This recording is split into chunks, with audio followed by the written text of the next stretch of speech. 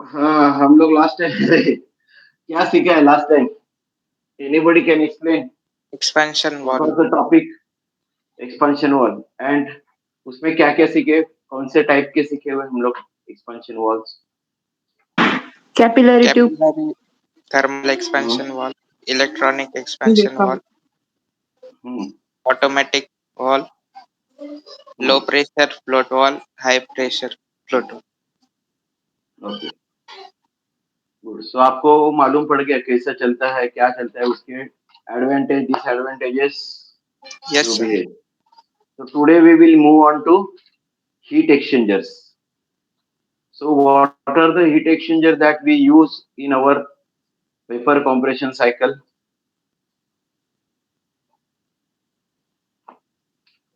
Heat exchanger मतलब what is the definition of heat exchanger?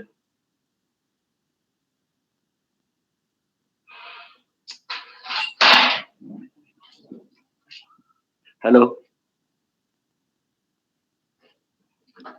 Hello, आवाज बंद झाला का? येतोय आवाज येतोय. आवाज. मग का बोलत नाही तुम्ही लोक? हीट एक्सचेंजर का मतलब क्या है? एकदम दो लाइन में आंसर है। Transferring the the- heat from one medium to Simple, simple. As the name implies, it is transferring the heat from one source to another source. तो हीट कैसा फ्लो होता है normally? From low to high और high to low? High to low. high to low. High to low. For example अगर हमने refrigerator का दरवाजा खोल दिया तो हीट कहाँ से कहाँ आएगा? Refrigerator to atmosphere. अभी एटमॉस्फेयर आपने टू जवाब रेफ्रिजरेटर. बराबर सोच के बताओ जरा। रेफ्रिजरेटर टू एटमॉस्फेयर या और atmosphere to refrigerator? Atmosphere to Atmosphere to refrigerator. refrigerator. फिर जरा ध्यान में रखो, हाई हाई लेवल जो हीट है, हाई टेम्परेचर का हीट है, वो लो टेम्परेचर की तरफ बढ़ेगा, बराबर है ना? तो हमारे सर्किट में we have condenser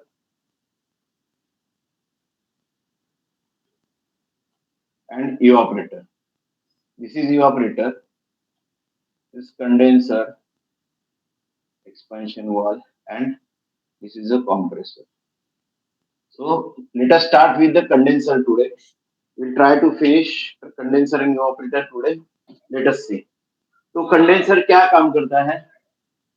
We have already seen what condenser does. What is the function of the condenser in our vapor compression cycle?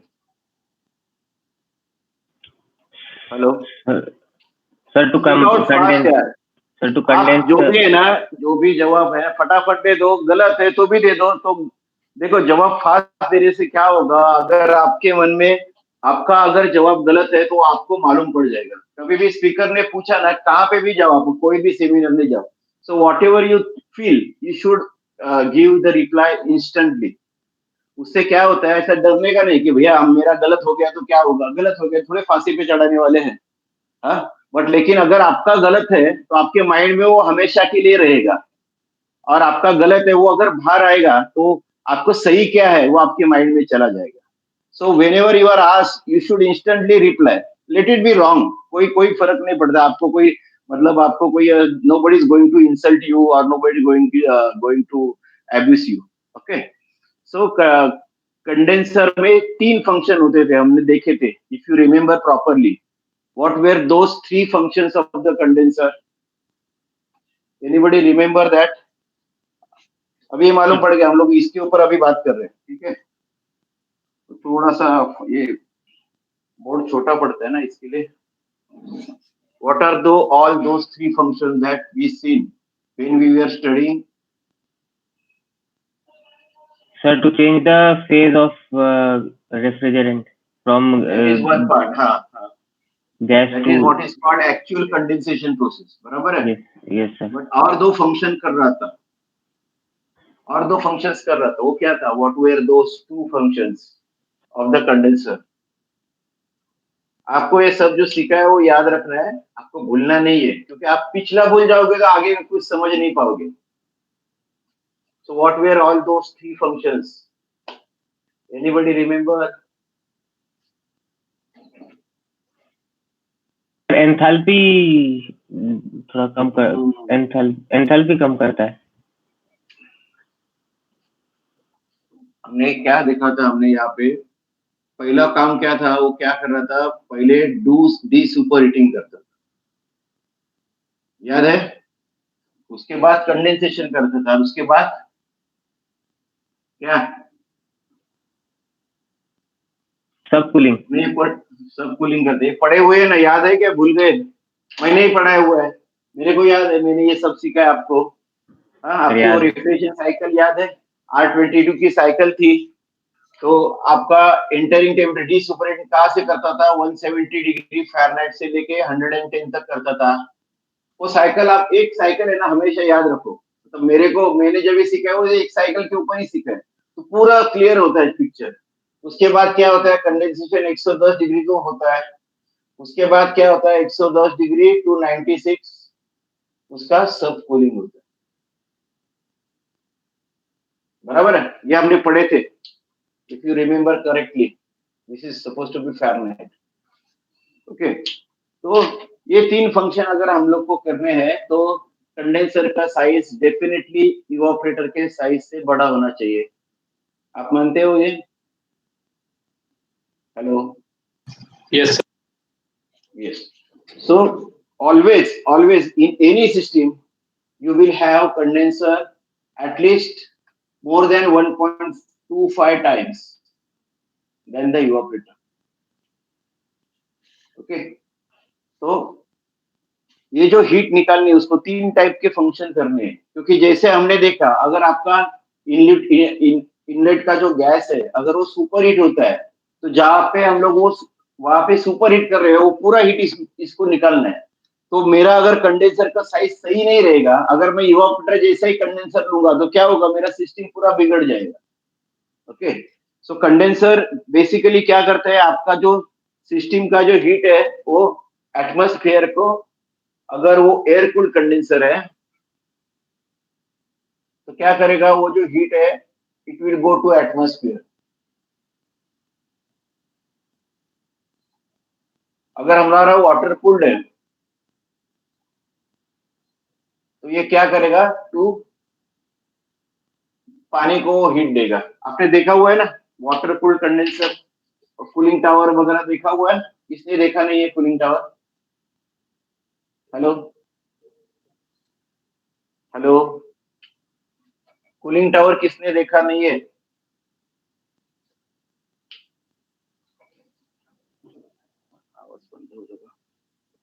Hello, देखा है सर। किसने देखा नहीं, ऐसा नहीं है ना कोई इसमें? सर मीने बघितलंय. हा, पण मग आता तुला राजा ते जावं लागेल ना कुठेतरी एखाद्या साईटवर. हा, नाही तर काय होईल, सगळं तुझ्या तू थिअरिटिकल शिकशील तर थोडंफार कुठेतरी शक्य असेल तिथे. तू कुठे राहतो? पुण्यामध्ये राहतो? कुठे राहतो? दत्त मंदिर नाशिक रोड. नाशिक रोडला ना? तू ह्याला जातो की ते सिटी सेंटरला? हो सर. हा, सिटी सेंटरला गेला की थोडस आपल्या मार्केटमध्ये न फिरता थोडस त्यांच्या प्लांट रूमला जायचं. कोण ओळखीचं निघाला तरी ठीक आहे, नाहीतर एक तिथे थर्ड फ्लोअरला त्यांचं ऑफिस आहे. जस्ट म्हणा मी विद्यार्थी आहे, मला बघायचं आहे फक्त, तर तिथे बघू शकतो, किंवा कोणत्याही कमर्शियल बिल्डिंग मध्ये बघू शकतो. Okay okay. पण ते बघणं जास्त महत्वाचं आहे, कारण ते पाहिल्याशिवाय तुम्हाला ते कळणार नाही. मी इथे किती जरी शिकवलं ना, तर जी गोष्ट बघून 2 मिनिटात कळेल ना, ती शिकवायला तुम्हाला अर्धा तास झाला तरी कळणार नाही प्रॉपर. ओके, तर आपण काय करतो, with the help of air and with the help of water we are condensing the gas. आता गैस कंडेंस करायचा, त्याला एयर और वाटर यूज करना है. अगर एयर हमारे को यूज करना है तो एयर क्या क्या टेम्परेचर की आती है? अगर नासिक की बात करें हम लोग, तो एटमॉस्फेरिक एयर, अभी हमको कहा कि एयर कंसिडर करनी पड़ेगी, क्या टेम्परेचर कंसिडर करना पड़ेगा एयर का? inlet air to the condenser.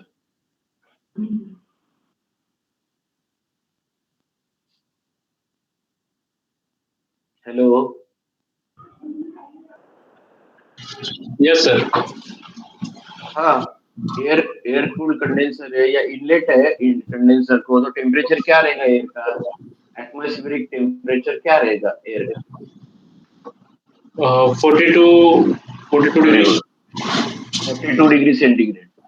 और वही अगर हम लोग वाटर कूल कंडेंसर यूज करते हैं, ओके, तो हम लोग को 32 डिग्री सेंटीग्रेड का वाटर मिलता है। ओके, तो अभी अपन एक एग्जांपल लेते हैं। ये ट्यूब के अंदर अपना गैस चल रहा है, इसको मैं एयर दिया, एक केस में एयर दिया 42 डिग्री सेंटीग्रेड का, और एक केस में वाटर दिया 32 डिग्री सेंटीग्रेड का। ओके,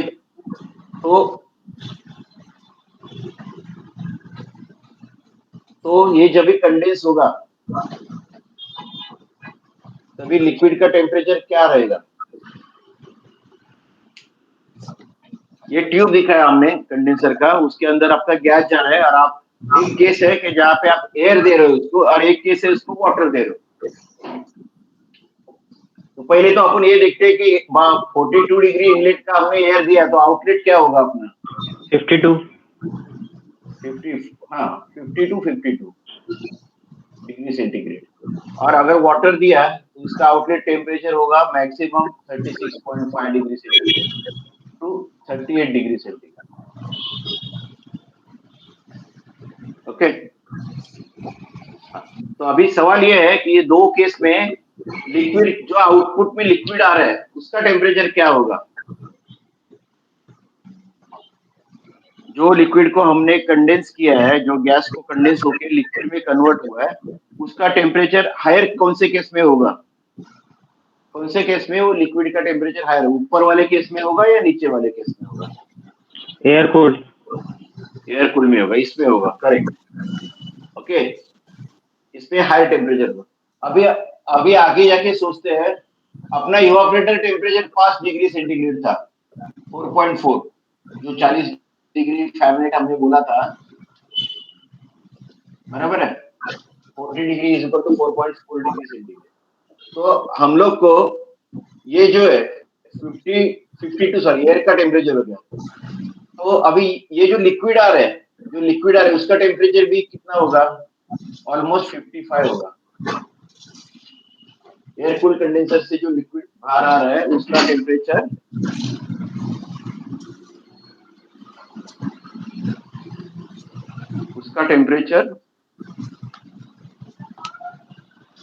उसका टेम्परेचर 55 डिग्री होगा, और वाटर कूल कंडेंसर से जो लिक्विड बाहर है उसका टेम्परेचर 40 डिग्री सेंटीग्रेड होगा। तो 55 डिग्री सेंटीग्रेड से 4.5 डिग्री सेंटीग्रेड ठंडा मेरे को करना है, बराबर है ना? मेरा कंडेंसर आउटलेट टेम्परेचर 55 है एयर कूल्ड कंडेंसर में, वाटर कूल्ड में 40 है। तो 55 से 4.5 को जाना ज्यादा मतलब डिफिकल्ट है क्या? 40 से 4.5 को जाना ज्यादा डिफिकल्ट है? 55 से 55 से ज्यादा डिफिकल्ट है। हाँ, तो इसका मतलब ये है कि in this case you will require more power,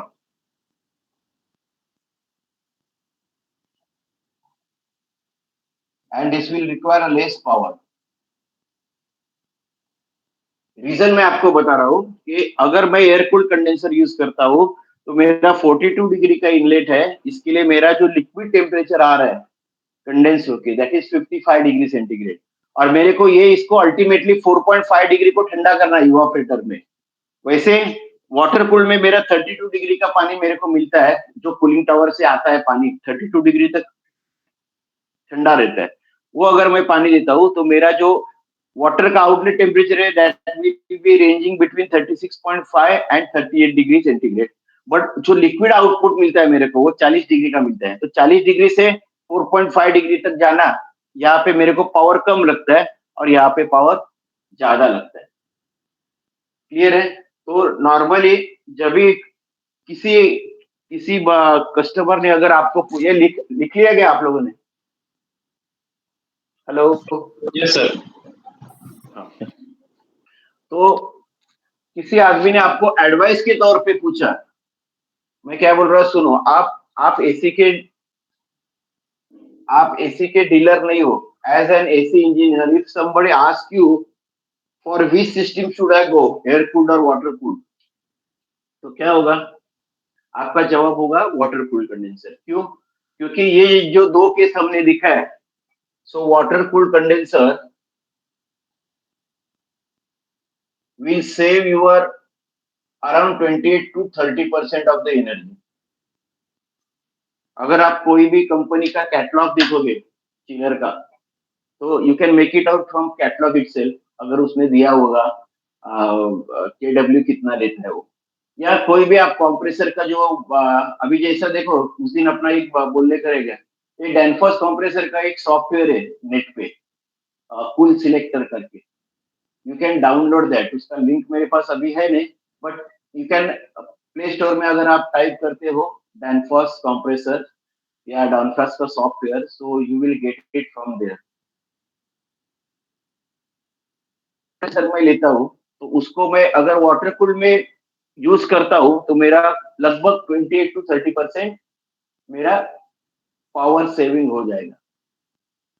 तो अभी आप पूछोगे कि सब जगह फिर वाटर कूल क्यों नहीं यूज करते? What may be the reason? Sir water का रिक्वायरमेंट और स्टोरेज प्लेस ये सब मैटर करता है. मैटर रहता है, बराबर. और कूलिंग टावर कूलिंग टावर आपको लगेगा. Okay, if you use cooling tower, then also you will be saving around 25%. Okay. Second part क्या है कि वाटर की अवेलेबिलिटी होना चाहिए. जैसे जैसे मेट्रो सिटीज है, मुंबई में hardly they will allow you to put the water cooled chiller. Hardly. या right. Okay, because there is always a scarcity of water, and your water cooled chiller will require water. वो कितना लगेगा वो अपन cooling tower जब भी अपन study करेंगे, जब भी हम लोग देख लेंगे. क्योंकि देर आर क्या बोलते हैं, बहुत सारे मिथ्स है उसके बारे में कि बहुत सारा पानी लगता है. बहुत सारा पानी कुछ नहीं रखता है. जो हमारा इवापोरेशन लॉस होता है कूलिंग टावर में, उतना ही पानी आपको मेकअप के लिए लगता है. एक बार अगर आपने पूरा सिस्टम को भर दिया, कंडेंसर को और चिलर को, तो उसके बाद कंडेंसर में खाली जो इवापोरेशन लॉस होता है कूलिंग टावर के थ्रू, उतना ही पानी आपको लगता है. बट पीपल क्या होता है, कानों की बात जो दूसरे कान में जाती है, तो फिर वो गलत गलत मीनिंग जाता है. बहुत सारा पानी लगता है ऐसा बोलते हैं लोग. बट अगर आपका 30% इलेक्ट्रिसिटी बचता है, तो उसके आगे वाटर का कॉस्ट कुछ भी नहीं होगा. आप सोचो 30% इलेक्ट्रिसिटी का कॉस्ट, एक यूनिट का कॉस्ट अभी 15 रुपया चल रहा है. ओके, तो 15 रुपया अगर आप एक यूनिट के पीछे लगा रहे हो, तो आप बहुत सारा इलेक्ट्रिसिटी बचा सकते हो.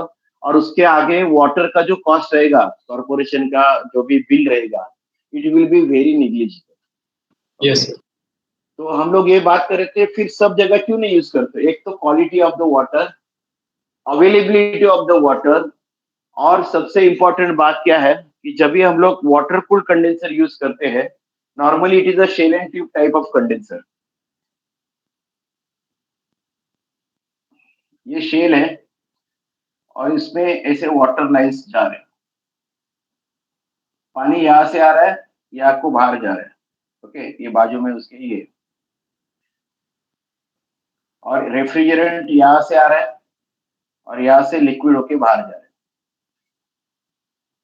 रेफ्रिजरेशन और रेफ्रिजरेंट आउट, रेफ्रिजरेंट इन, ये वाटर इन,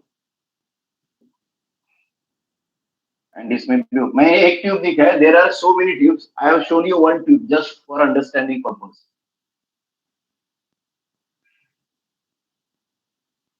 ओके, तो क्या होगा, ये रेफ्रिजरेंट आ रहा है और ये पानी आ रहा है. तो because water is inlet at 32 degree centigrade, and refrigerant का इनलेट कितना है? रेफ्रिजरेंट का इनलेट कितना है? R22 गैस है, तो रेफ्रिजरेंट का इनलेट कितना है? Hello hello 170. 170 degree Fahrenheit, correct. 170 degree Fahrenheit का ये कितना होता था? What is the degree centigrade?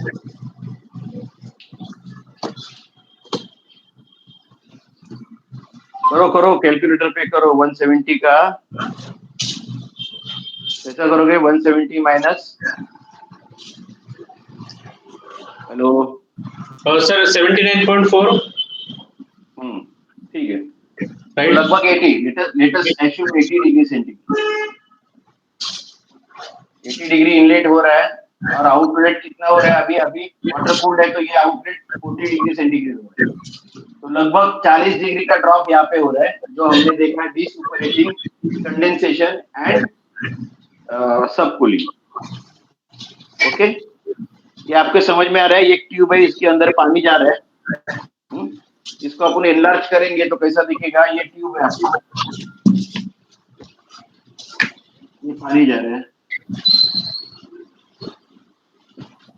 और यहाँ पे रेफ्रिजरेंट है जो ऊपर से मान लो पेपर फॉर्म में, नीचे जाके वो लिक्विड हो जाता है शेल के अंदर।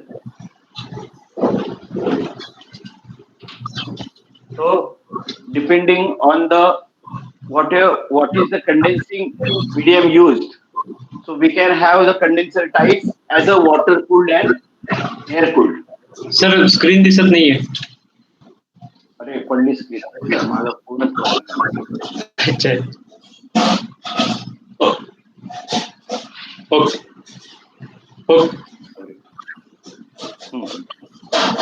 Depending on the medium to be used, it can be classified as air cooled and water cooled condenser. Sir shell मध्ये मग म्हणजे एक्सचेंज करतात का असं फिक्स असतं की शेल मध्ये रेफ्रिजरंट आणि ट्यूब मध्येच वॉटर असेल? हो हो हो हो हो, ओके, म्हणजे ट्यूब मध्येच वॉटर असते. ट्यूब मध्ये वॉटर असतं. हो. कारण काय होतं, जर मी शेल मध्ये समजा पाणी ठेवलं, ते मी आपण येऊ पुढे येऊ त्यावर काय त्याचे प्रॉब्लेम्स होतात ते आपण हे करू. ओके, ठीक. तो मेजरली हम लोग ये देखें कि एयर कूल्ड कंडेंसर और वाटर कूल्ड कंडेंसर, ऐसे दो टाइप कंडेंसर्स में. ओके, तो अभी एयर कूल्ड में इसके सब टाइप्स क्या है और टाइप्स क्या है अपन देखते हैं और वो कहाँ पे यूज होता है. First is natural condenser. Natural convection condenser. इसमें क्या होगा?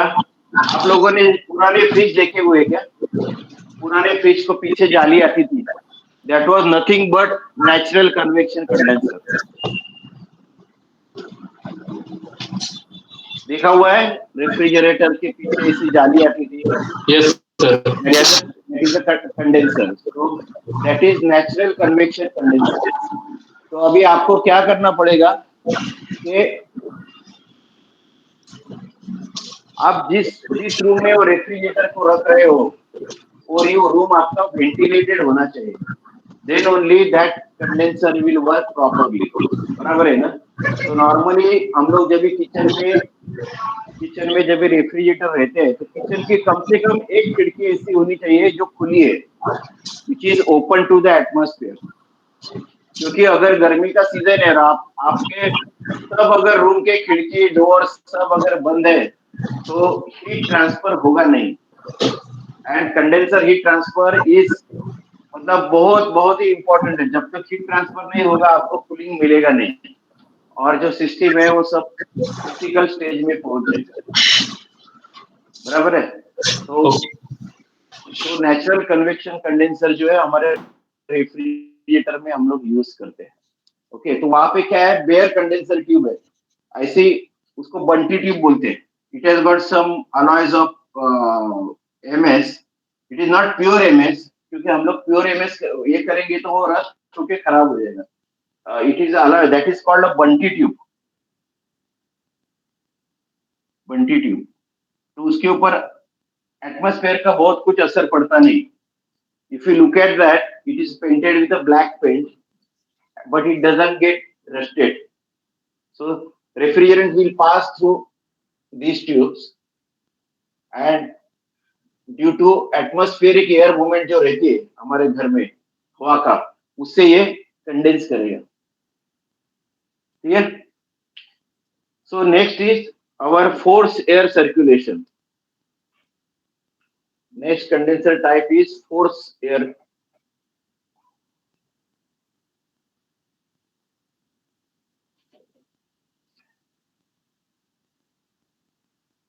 ये आपने विंडो एसी में देखा होगा. विंडो एसी में क्या रहता है condenser?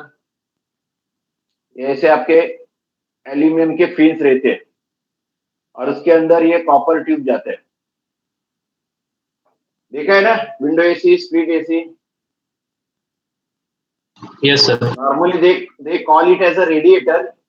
Okay, you can call it radiator, but since you are from air conditioning, you should always call it as a condenser only.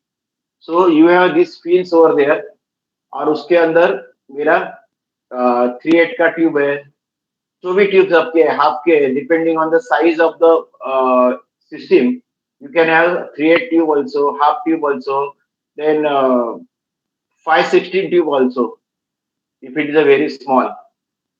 तो इसमें हम लोग क्या करते हैं, एक साइड पे हम लोग फैन लगा देते हैं. This is a fan. Fan के सामने वो कॉइल को रखते हैं. या तो फैन इसको ब्लो करेगा एयर को, या उसके ऊपर से हवा खींचेगा. So this is called force air circulation, जो नॉर्मली हमारे विंडो एसी में रहता है, स्प्लिट एसी में रहता है, या जो भी पैकेज एयर कंडीशनर है आपने देखे होंगे, तो उसमें ये फोर्स एयर कंडीशन. अभी ये जो फिन्स रहते हैं, that fins is around having 12 to 13 fins per inch. ये ध्यान में रखो आपको, क्योंकि ये बहुत इंपॉर्टेंट है. 12 से 13 फिन्स रहते हैं 1 इंच में. 1 इंच का हमने डिस्टेंस देखा, तो उसके अंदर 12 फिन्स रहेंगे. तो इतने नजदीक में ये रहेंगे ये फिन्स. और this fins is normally of aluminium. Okay, but it can be of copper also, and it can be of SS also, depending on the application. अगर मान लो वो रूम में अगर कोई आप केमिकल्स रखते हो या केमिकल्स के वेपर है, तो वहां पे एल्यूमिनियम एंड कॉपर चलेगा नहीं. तो वहां पे आपको एसएस के फिन्स भी डालने पड़ेंगे और एसएस की ट्यूब्स भी डालने पड़ेंगे, डिपेंडिंग एप्लीकेशन आपका क्या है. ओके, तो ये हो गया आपका फोर्स्ड एयर सर्कुलेशन वाला कंडेंसर. कभी कभी क्या रहता है, कोई पर्टिकुलर एरिया रहते हैं जहाँ के एम्बिएंट एयर में भी पूरा मतलब ऐसा एसिडिक फ्यूम्स रहता है. तो वो केस पे you are not suppose to use condenser with aluminium and copper tube. So there you should definitely go for SS304 condenser. ठीक है, इसमें कोई डाउट है तो पूछिए अपने को. हाँ, अगर डाउट है तो बोलिए. तो एक सिंपल है, you can read it out and do it. तो ये दो ही बेसिकली एयर कूल्ड में है. अभी वाटर कूल्ड में हम लोग देखते हैं.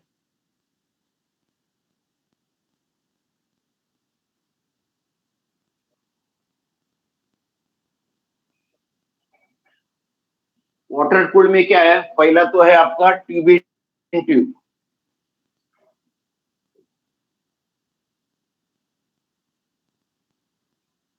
Condenser, tube in tube condenser क्या होगा, मान लो ये बड़ा मेरा पाइप है.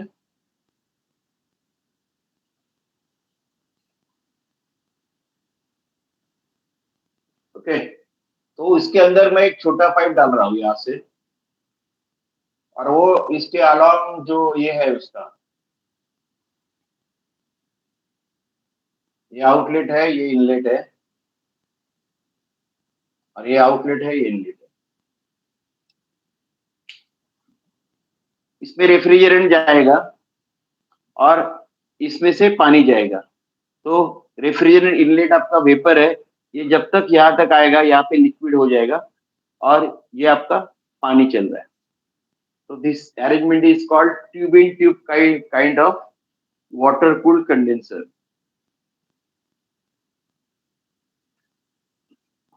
ओके, नेक्स्ट इसमें डाउट है तो पूछे, क्योंकि ये सब मतलब it is very easy to understand, उसमें बहुत कुछ एक्सप्लेन करने जैसा है नहीं। ओके, नेक्स्ट जो हमने बात किया that was shell and tube condenser.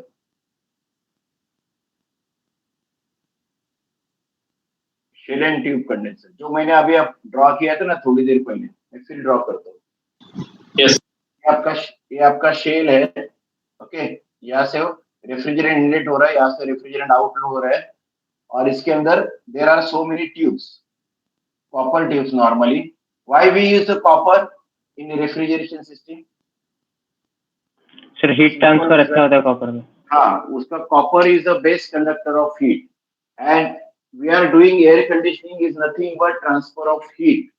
Okay, तो आज तक जो भी मेटल्स है हमारे पास उसमें, because we have to see the feasibility also, अगर कोई दूसरा मेटल है, XYZ मेटल है, तो उसका कॉस्ट भी बहुत इंपॉर्टेंट है। ओके, तो कॉपर ये दोनों चीज में बैठता है, उसका कॉस्ट भी मतलब वैसा वो इकोनॉमिकल है, and it is having the best heat conductor. Always we try to use the copper whenever possible. हाँ बोलिए। सर कुछ एल्यूमिनियम के भी सर कंडेंसर आते हैं, तो सर एल्यूमिनियम के इतने मतलब ज्यादा क्यों नहीं यूज होते? एल्यूमिनियम को जो एल्यूमिनियम के कंडेंसर्स आते हैं, जो कुछ स्प्लिट एसी में बीच में उन्होंने ट्राई किए थे और still they are using. Yes sir, वो एल्यूमिनियम का कंडेंसर, हाँ कोई भी all company unit, Godrej unit also we have seen, welding of the aluminium is the biggest difficulty on site. Okay, अगर एल्यूमिनियम का कोई भी टाका अगर ये है तो आप ये नॉर्मल टॉर्च से उसको कर नहीं पाओगे। Aluminium welding requires special tools and tackles, and for a single mechanic और a technician who works on the site, so it is not possible for him to carry such a costly equipment to the site. Okay, तो इसके लिए वो aluminium चलता है जब तक अच्छा है। You might have seen this aluminum condenser on 5-star air conditioner also. Yes sir, 5-star rating के जो एयर कंडीशनर उसके ऊपर है, लेकिन जो उनका जो कॉपर टू एल्यूमिनियम जो जॉइंट आता है, क्योंकि उसकी लाइन तो कॉपर की ही रहेगी। हाँ, डिस्चार्ज लाइन जो है वो कॉपर की रहेगी, so that joint is being made at the factory. When that joint gets leaked, so it is not easy to rectify it at the site. So we don't recommend it. हाँ बोलो। उसको फिर silver, वो joint को sir silver से bridging वगैरह होता है क्या उस पे, इसलिए वो नहीं अलग होता है, एल्यूमिनियम का ही रॉड होता है, but that is something different, but it requires a large setup for that. Okay, So it is not possible to carry out the welding at the site. You can do it at factory only. तो वो possible नहीं है वो एक joint के लिए factory लेके जाना। इसके लिए आपने देखा होगा जो भी एल्यूमिनियम कंडेंसर जो लीक होते हैं, ओके, एंड लीकेज का ये ज्यादा है उसका। ओके, तो 1-1.5 साल में वो एल्यूमिनियम का कंडेंसर लीक हो जाते हैं। ओके, तो हम लोग क्या करते हैं, what we do, we just remove that condenser, give it to the भंगार वाला, and we put a new condenser and we run the machine. Yes sir, हाँ मतलब ऐसा है ना कि वो मिलता नहीं, क्योंकि अभी फैक्ट्री से आप लाओगे, मान लो आपने फैक्ट्री से लिया उसको, फिर भी वो आप जॉइंट मारना बहुत मुश्किल है, और आपने जॉइंट मार भी दिया, फिर 1 साल के बाद वो लीक होगा। क्योंकि उसका जो क्लीनिंग प्रोसीजर है, it is also very tedious, you can not easily clean that. ऐसा है, तो इसके लिए aluminium condenser they are trying to reduce the cost, because आपने देखा आज के दिन में कॉपर जो है 1000 के ऊपर निकल गया। After this COVID, before COVID, I mean, before 3 months, it was 650. Okay, now it has touched almost 975 per kg. So they are trying to use some other material instead of copper. But then what will happen if you try to use aluminum also? So you'll have to enlarge the area. You have to increase the area of that particular material. And then you can use it. तो ऐसा अगर देखा जाए हम लोग, तो उसका area बढ़ाएंगे और उसका कॉस्ट कम है, लेकिन उसका एरिया बड़ा है, तो दोनों का मिलके टुगेदर इफेक्ट उतना ही आएगा। तो it is always better to go for copper. जैसे कि हमारे इलेक्ट्रिकल फील्ड में बहुत सारे ये चलता है कि कॉपर का केबल यूज करना चाहिए, एल्यूमिनियम का केबल यूज करना चाहिए। तो there are some people who say नहीं एल्यूमिनियम का केबल यूज करना चाहिए क्योंकि एल्यूमिनियम का केबल सस्ता रहता है। लेकिन भाई जब भी तुम इक्विवेलेंट करंट के लिए जब भी एल्यूमिनियम का केबल लेता है तो एल्यूमिनियम केबल का क्रॉस सेक्शन आपको ज्यादा लेना पड़ता है। तो it is going to be one and same thing. जो इफेक्टिवनेस से जो है कॉपर का जो एडवांटेज है वो एल्यूमिनियम कभी उतने एडवांटेज पे आएगा नहीं। खाली कॉस्ट होने से कुछ फायदा नहीं ना, it has to function properly also. क्योंकि एल्यूमिनियम का जो केबल है वो आपको उसमें फ्लेक्सिबिलिटी उतनी आती नहीं जो कॉपर में आती है। कॉपर का केबल आप बेंड कर सकते हो, एल्यूमिनियम का केबल इतना इजीली बेंड नहीं होगा, और होगा भी तो हो सकता है after 1 year of use it cannot come to the original shape, or when you try to bend it to the original shape, there are chances that the conductor inside can get break. तो इसके लिए copper is, जब तक जहां तक heat transfer का सवाल है और इलेक्ट्रिसिटी का भी सवाल है, इलेक्ट्रिसिटी में भी अगर कॉपर को अच्छा कंडक्टर माना गया है तो you should always go for copper. Okay, so next was that, what is the next, that is shell and coil. तो अभी हमने क्या देखा था, there were so many tubes inside the shell, instead of, and these tubes are sealed at this end, particular end, दो बाजू से वो सील किया है ताकि यहाँ पे पानी है, यहाँ पे वाटर है और यहाँ पे रेफ्रिजरेंट है। सीलिंग जो एक्सपेंशन किया जाता है ट्यूब का और उसको फैक्ट्री में टेस्ट किया जाता है 28 kg प्रेशर पे। ओके, यहाँ पे 28 kg प्रेशर डालते हैं, अगर वो एक्सपेंशन में लीक है तो वहां के वहां उसको रेक्टिफाई करेंगे, मतलब एक्सपांड करेंगे। Okay, so this can be also in a form of coil. मान लो ये मैंने ऐसे कॉइल बना दिया, so then it is called shell and coil type of condenser. Shell and tube देखा हमने, third can be shell and coil. तो हेलो, यस सर। हाँ, शेल एंड ट्यूब हो गया, शेल एंड कॉइल हो गया। फिर अभी जो लेटेस्ट जो आ रहा है, लेटेस्ट जो आ रहा है हम लोग देख रहे हैं, दैट इज पीएचई हो गया।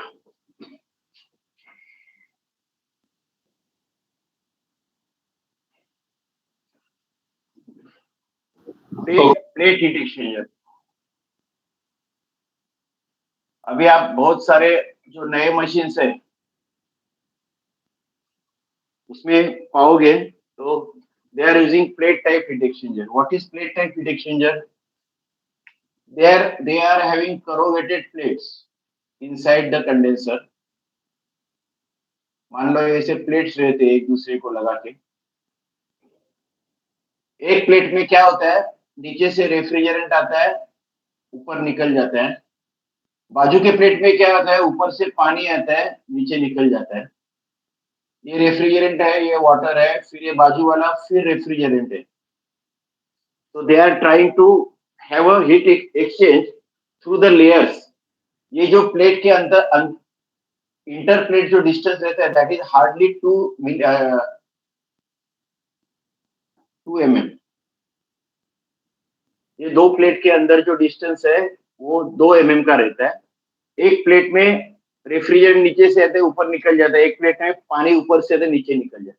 तो इससे क्या होता है, you get good efficiency and good heat transfer for the condenser.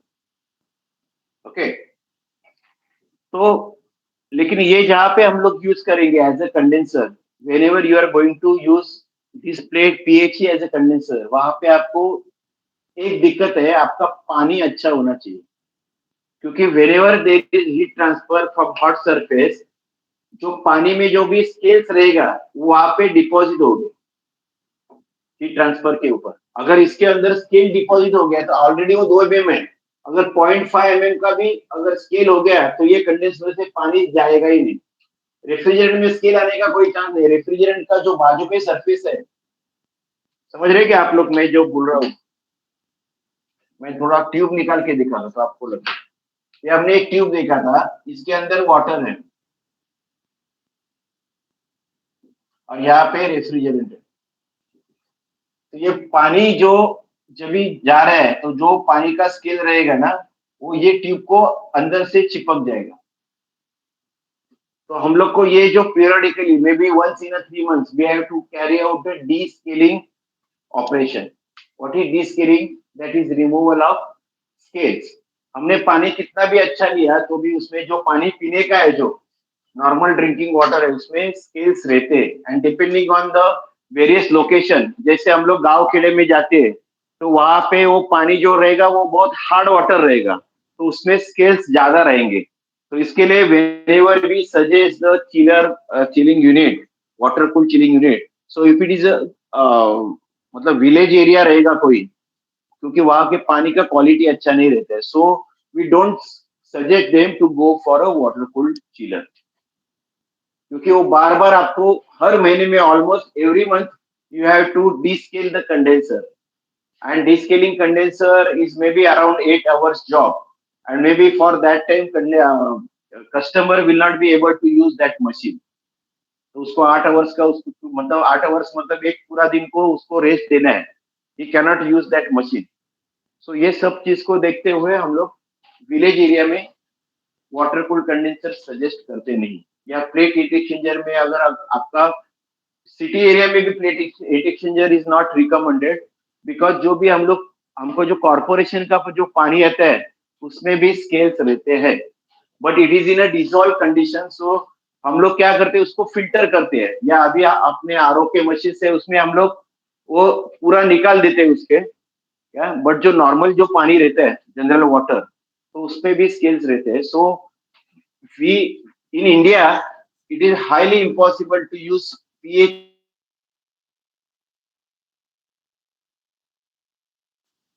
as a Hindustan Aeronautics.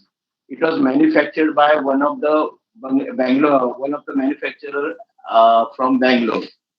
But that machine could not run more than 10 months of its operation, because HL में जो पानी दे रहे थे, that was of normal drinking water, and that whole PHE which was used as a condenser, no water was coming out of that condenser.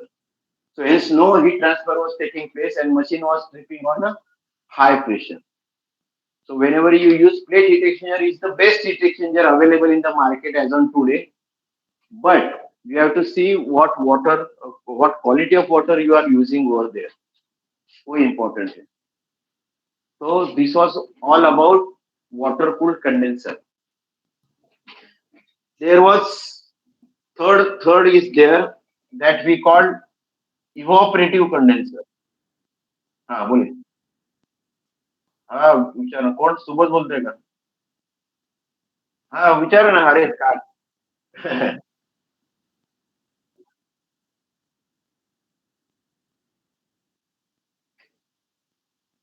Shell नाही shell and कॉइलला clean करायला problem होईल।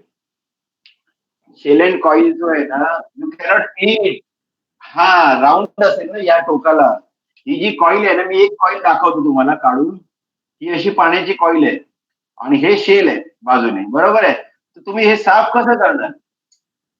ही straight tube असेल तर आपण normally brush टाकतो आणि साफ करतो असेल, दॅट इज द ओनली आणि इव्हॉपरेटर शेल अँड कॉइल असतो का, तर इव्हॉपरेटरला तुम्हाला साफ करायची गरज नाही।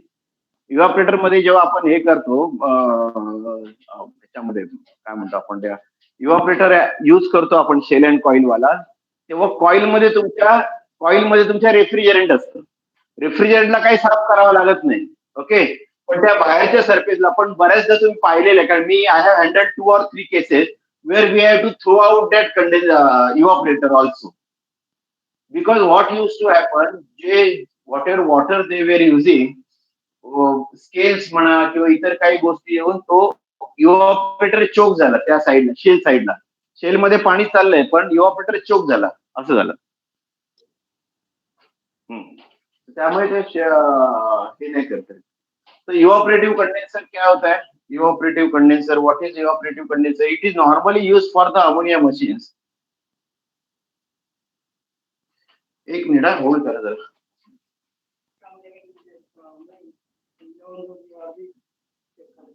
बरं मग चालेल, मग मी पण जातो।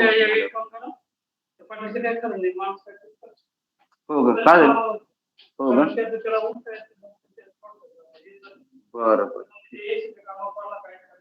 बरं बरं ठीक ठीक हो नाही तर आपल्याला प्रॉब्लेम ठीक आहे ठीक आहे तिकडचं बघून घेतो मी इथल्यासाठी बघायला लागेल. तो बाहेरच्या बाहेर करून घेऊ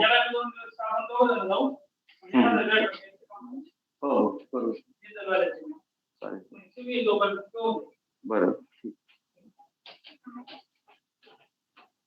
हाँ सॉरी तो इवापोरेटिव कंडेंसर क्या रहता है आपने देखा होगा जहाँ पे भी आइस प्लांट है अमोनिया वाला तो ये आपके ट्यूब्स है ना वो बाहर रहते हैं एटमॉस्फेयर में और इसके ऊपर पानी डाला जाता है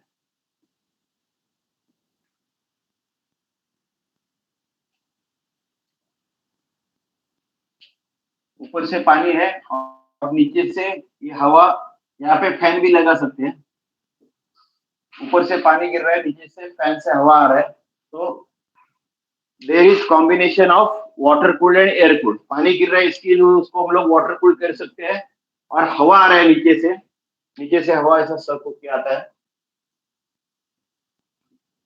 so it is combination of air cooled and water cooled so we call it as a evaporative condenser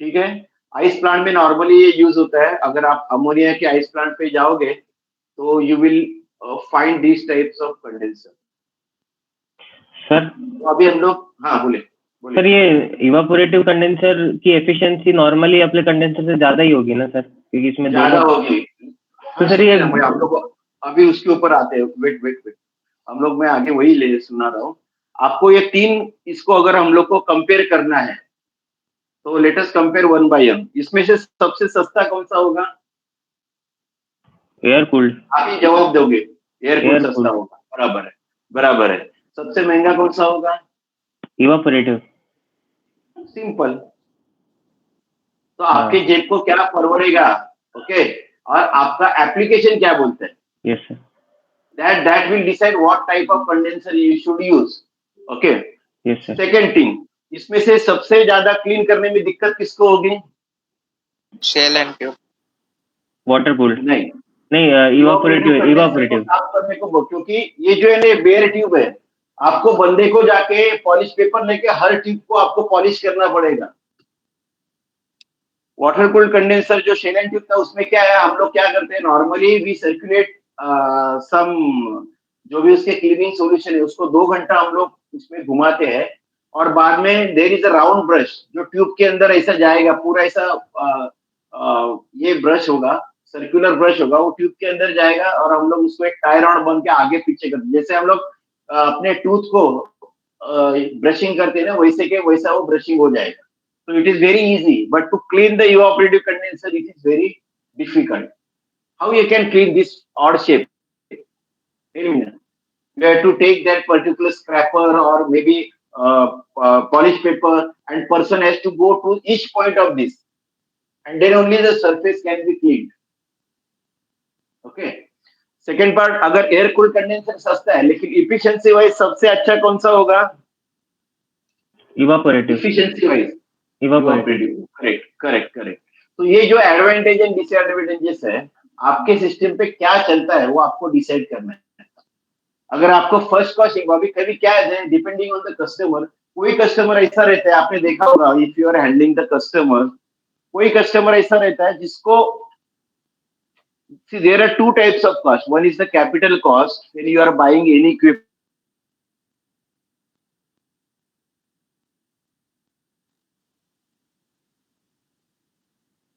आवाज गई sir and one is the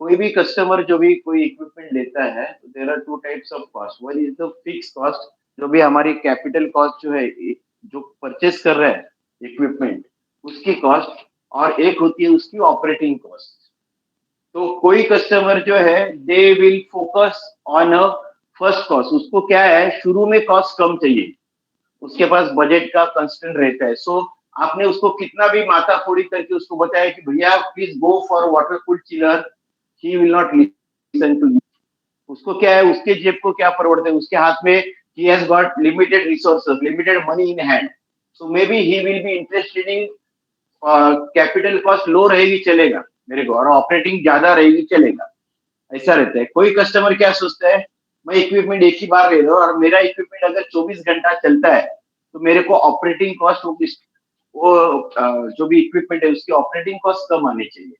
तो there are types of different customers जो किसके ऊपर फोकस करते हैं, वो हिसाब से they will go for selection of this condenser. But as a technical person you should know what are all advantages and disadvantages of using this type of condensers. Is that clear? Hello? Yes, sir. Huh. So, or otherwise you should have a condenser, you should have all the data. Normally ध्यान में रखो, आप कोई भी equipment लेते हो ना, for example if you buy a chiller at 10 lakh, let us say, तो उसका जो लाइफ पे उसका जो ऑपरेटिंग कॉस्ट होता है ना, that is 19 to 20 times। एक थंब रूल ऐसा बनाया गया है, आप 10 लाख का चिलर लेते हो तो 10 lakhs into 20 इसका ऑपरेटिंग कॉस्ट होता है।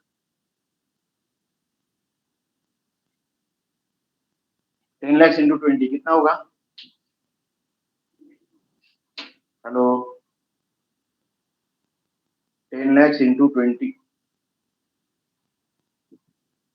2 CR। उसका जो लाइफ टाइम पे वो जो इलेक्ट्रिकल एनर्जी कंज्यूम करेगा उसका कॉस्ट ऑलमोस्ट 2 CR होगा। तो you have to decide what you want initial cost more और ऑपरेटिंग कॉस्ट मोर। ओके, तो जैसे हमने बात की थी, अगर if you are going for water cooled condenser, so you are simply saving around 25 to 28% of the energy on daily basis। तो अगर आप कोई भी एयर कूल्ड कंडेंसर को रिट्रोफिट करके वाटर कूल्ड में कोई भी चिलर को एयर कूल्ड निकाल के अगर वाटर कूल्ड लगाते हो तो you can still save 25% of the energy, और आपको जो भी खर्चा आएगा that can be recovered with in 6 to 8 months of operation. जो ROI बोलते हैं ना, रिटर्न ऑन इन्वेस्टमेंट, शायद आपको ये सब समझ में नहीं आएगा, मैं सिंपल वे में समझाता हूँ। आपके पास एयर कूल्ड मान लो चिलर है 10 टन का, अगर एयर कूल्ड 10 टन का चिलर है तो it is consuming 1.35 kW per TR। तो टोटल कंजम्पशन कितना होगा? 13.5 unit kW।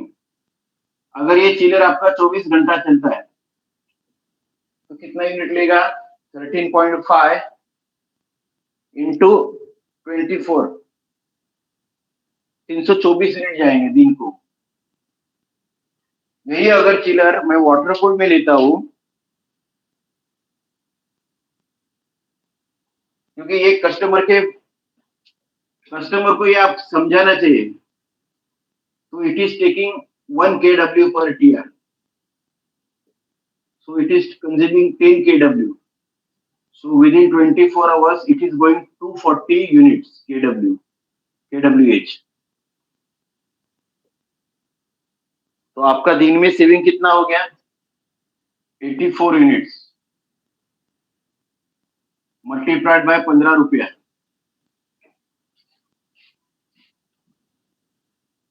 into 50, so almost you are saving 1260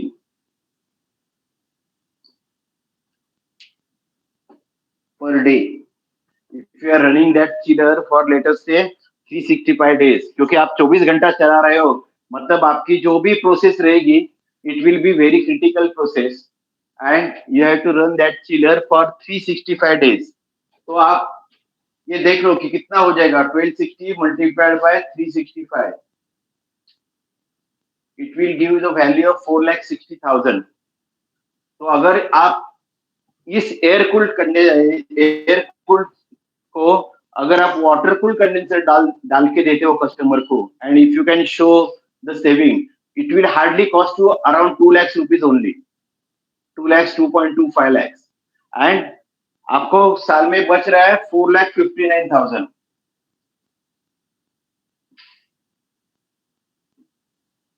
और आपको खर्चा आ रहा है मान लो 2,25,000. So this is recovered within hardly 6 months.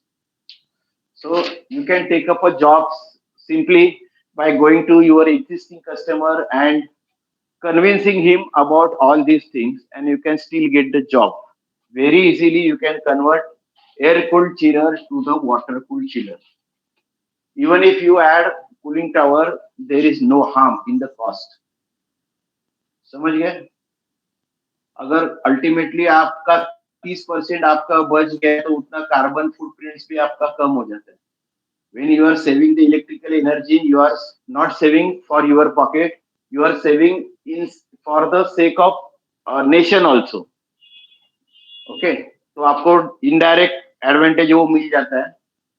अभी हम लोग आपको आप लोगों ने देखा होगा ना, ये एयर कंडीशनर को स्टार रेटिंग आता है.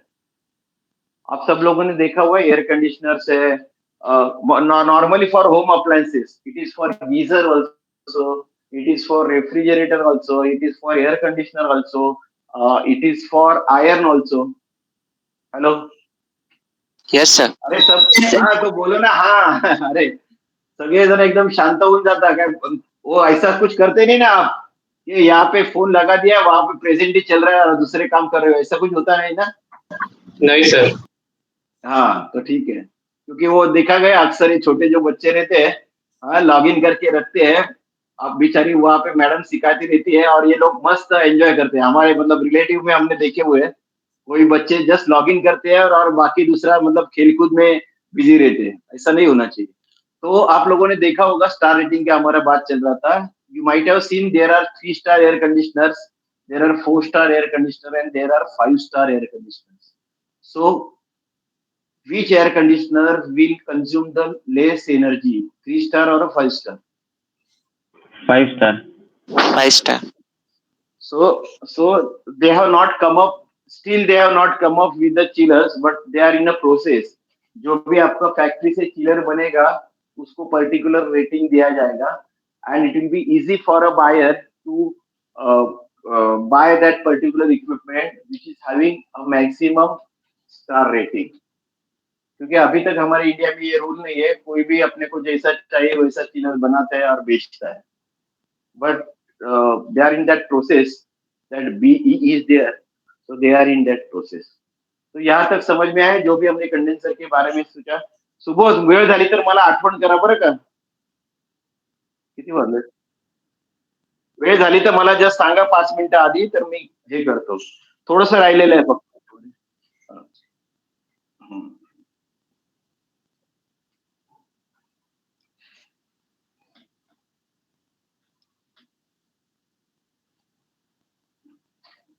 So next is condenser capacity.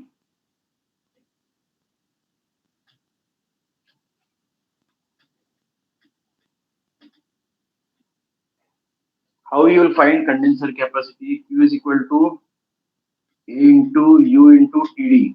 This is a formula for finding out capacity of the condenser. So where Q is what? Heat transferred. Condenser कितना हीट ट्रांसफर करेगा? That is in kilocalorie per hour. A is the area, U is the overall conductance factor.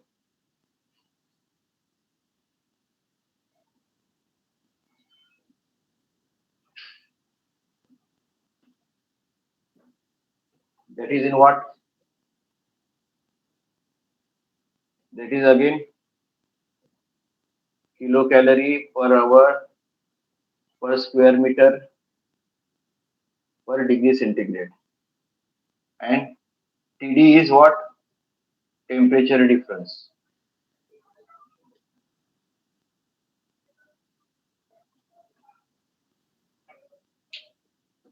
Condenser की capacity will be calculated by this formula Q is equal to A into U into TD. Any heat transfer equipment when you consider it. For evaporator also the same formula will be useful. So A stands for the total area. Suppose if you are considering the air cooled condenser, you have to consider the area of those fins also. हमने देखे थे ना 12 से 13 fins है आपके per inch length पे. You have to calculate the total area, that of fins and that of tube. 3/8 का जो ट्यूब रहेगा वो जो कंडेंसर कॉइल में वो सब एरिया कैलकुलेट करेंगे. So it will stand for the area it may be in a square metre.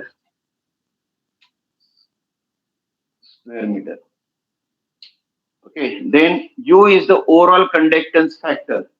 अभी ये थोड़ा क्रिटिकल है क्योंकि हम लोग को मतलब we don't have to go deep into the calculation of the condenser. मतलब वो थोड़ा सा मतलब tedious calculation है. You have to consider so many factors and all that. But just for your आपके समझ के लिए Q is equal to U into TD, A into U into TD. It is a quite sufficient for you to know how the condenser capacity is calculated. So that overall conductance, ये आपके जब भी आप लोग ये देखोगे ना heat load calculation, Subodh हे झालंय का हीट लोड कॅल्क्युलेशन मध्ये ओव्हरऑल कंडक्टन्स फॅक्टर झालंय का त्या वॉलचा वगैरे काढला गेलाय का? नहीं. हाँ, तो फ्यूचर में वो आएगा how to find out this you for a brick wall. So the similar way you for this aluminum, copper, then there will be some layer of air and all that. So it is calculated by that way. But normally this is normally available now on the net also. So you don't have to go involve into that critical calculation. So you can simply put and find it out on the net.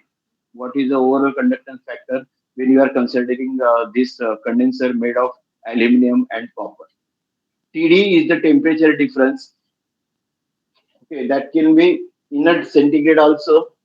Cooling and refrigerant area. Cooling medium and refrigerant का जो temperature difference है, that you have to consider. Okay. Normally क्या होता है मैं बताता हूँ, ये हम लोग तो इतना calculation करते नहीं. Maybe there in companies like Voltas or Booster, they might be doing all this calculation because they have a good number of people in R&D department and all that. Okay. हमारे जो मैं एक thumb rule मैं आपको बताता हूँ, आपको पसंद पड़े तो उसको यूज करो, अदरवाइज छोड़ दो. What we do is that we use 6 square feet area per ton.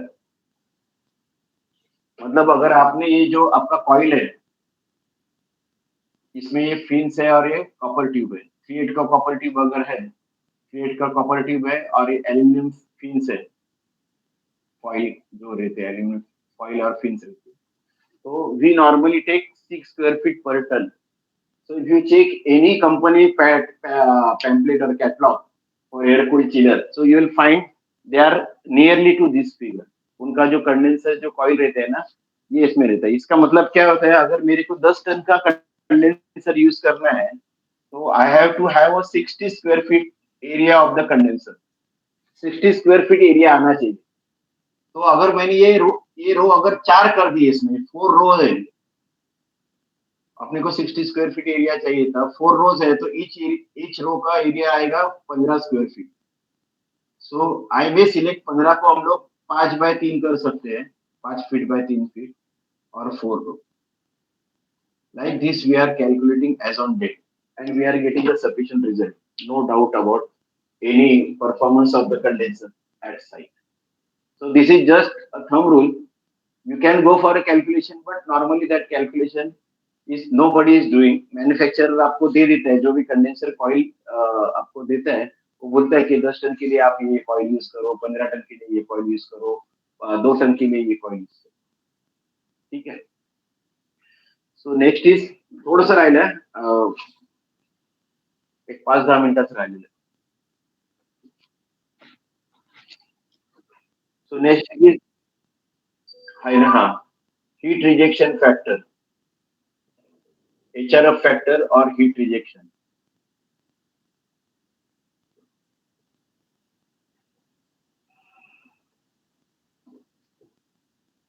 How we will find out heat rejection factor?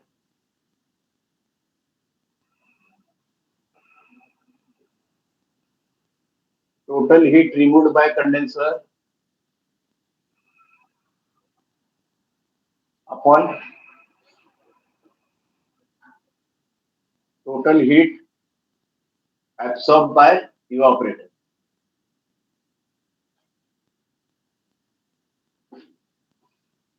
हमने हीट कितना निकाला और हीट कितना हम लोग एब्सॉर्ब किए. So this is normally 1.2, or you can say you should have condenser always 20% more area than evaporator. जो हमने बात की थी शुरू में कि हम लोग को डिस सुपर हीटिंग करना है, कंडेंसिंग करना है, सब कूलिंग करना है, ये सबके लिए अपने को 20% मोर एरिया देना है अपने को as compare to evaporator. We assume that you have a heat rejection factor of 1.2. This ratio is called heat rejection factor.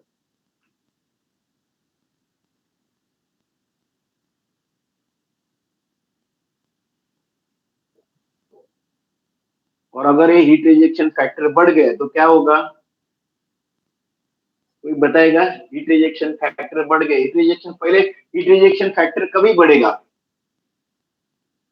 अगर ये कंडेंसर चोक हो गया, जैसे कि एयर कूल कंडेंसर था, वहां पे अगर डस्ट और डर्ट आ गई तो क्या होगा? आपका हीट रिजेक्शन अफेक्ट हो जाएगा. तो उस केस में क्या होगा? अगर कंडेंसर डर्टी हो गया, ये हम लोग सर्विसिंग में और बात करेंगे डिटेल में, लेकिन अभी मोटा मोटा मान लो अगर आपका कंडेंसर चोक हो गया तो क्या होगा? सुपर हीट बढ़ेगी. रेफ्रिजरेशन इफेक्ट जो है वो कम आएगा, क्योंकि उसको हीट ट्रांसफर करने में बहुत सारी दिक्कतें होगी. तो in that case your heat rejection factor will go up. Heat rejection factor up हो गया तो क्या होगा? आपका कंप्रेशन रेशियो भी बढ़ जाएगा, जो हमने बात की थी. और कंप्रेशन रेशियो बढ़ गया है तो अपनी जो आउटपुट कैपेसिटी है, जो टीआर है, वो कम हो जाएगा. समझ में आ रहा है ना? इन शॉर्ट एफिशिएंसी कम हो जाएगी सर. एफिशिएंसी कम होगी मतलब कूलिंग कम होगा, and you will have more current on the motor, या जो भी यूनिट का जो करंट ड्रॉ है टोटल यूनिट का, वो ज्यादा कंप्रेसर ज्यादा करंट ड्रॉ करेगा. ओके. उसको जो रेंज में उसको कूलिंग मिलना चाहिए वो मिलेगा नहीं. आपने देखा कि हमारे को 55 डिग्री सेंटीग्रेड का हीटर मिलना चाहिए था. अगर वो 55 का अगर बढ़ गया है तो वहां पे कंप्रेसर का करंट बढ़ जाएगी. These are all parts interrelated with each other. Okay. एक अगर चीज को बढ़ जाएगा तो दूसरा चीज कम हो जाएगा. अगर मेरा एचआरएफ बढ़ रहा है तो मेरा वहां पे कूलिंग कम हो जाएगा, और मेरा एचआरएफ जितना कम हो रहा है तो मेरा कूलिंग अच्छा होगा. ओके. ठीक है. So this was all about the condenser. If you have got any doubts, you can ask me for next 5 minutes.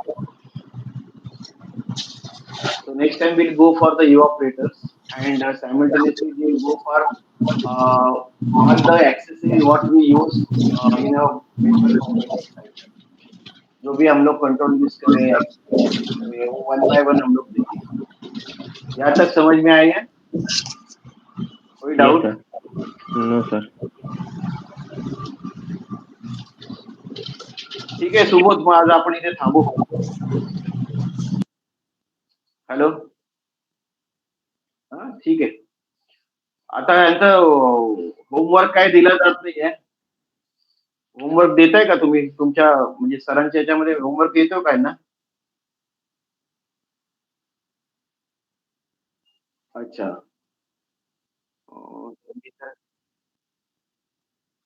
चालेल, किंवा तुम्ही काढले तरी चालेल याच्यातून प्रश्न काय. मी असं काय आता याच्यामध्ये काय कॅल्क्युलेशन नाही, it is all theory part ना. So we are not but and we will exam 2 monthly exam आपली केव्हा आहे? बरं बरं ठीक आहे. पण ह्यांना पण कल्पना द्या की बुवा एक्झाम असेल आणि नोट्स सगळ्या चांगल्या ठेवायला पाहिजे त्यांनी. जेणेकरून they can use those notes while they are giving the exams. Okay. Yes, sir. Yes, sir. Yes, sir. ठीक है. So thank you all of you. This ends today's session.